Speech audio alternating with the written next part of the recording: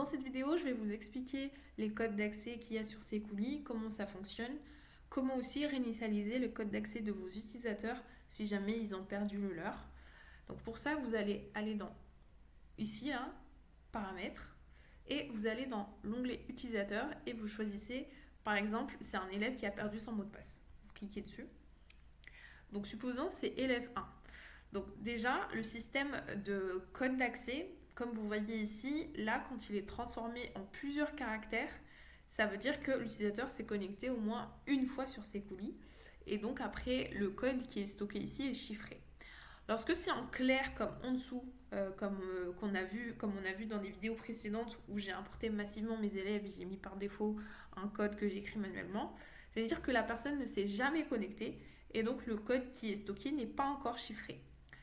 Donc ça, c'est une information importante. Donc si par exemple élève 10 vient vers vous et dit je ne connais pas mon mot de passe, et ben vous voyez en clair ici, c'est pas quelque chose de très compliqué ni très long, donc ça veut dire qu'il ne s'est jamais connecté, vous pouvez directement lui donner ce code-là.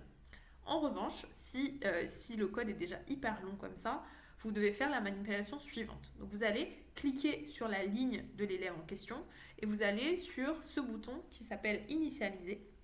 Et en fait, ça va permettre de changer son mot de passe et aussi de enlever toute l'activité qu'il a eue sur la plateforme, donc notamment le fait d'avoir consulté des notifications. Donc une fois que vous faites OK, en fait, ça va réafficher en clair le code d'accès de l'utilisateur, mais par contre, ça va être des caractères aléatoires. Là, j'en ai 6 par exemple, et c'est ça que vous allez donner à votre utilisateur. Et lui, une fois qu'il sera connecté, ça va rebasculer en caractères hyper longs chiffrés finalement, où finalement la donnée brute n'est plus du tout visible, et donc si jamais des gens tombent sur votre liste d'utilisateurs, en tout cas pour les gens qui se sont déjà connectés, ils sont protégés parce qu'on ne saura pas réellement quel est le code derrière ce long code bien chiffré.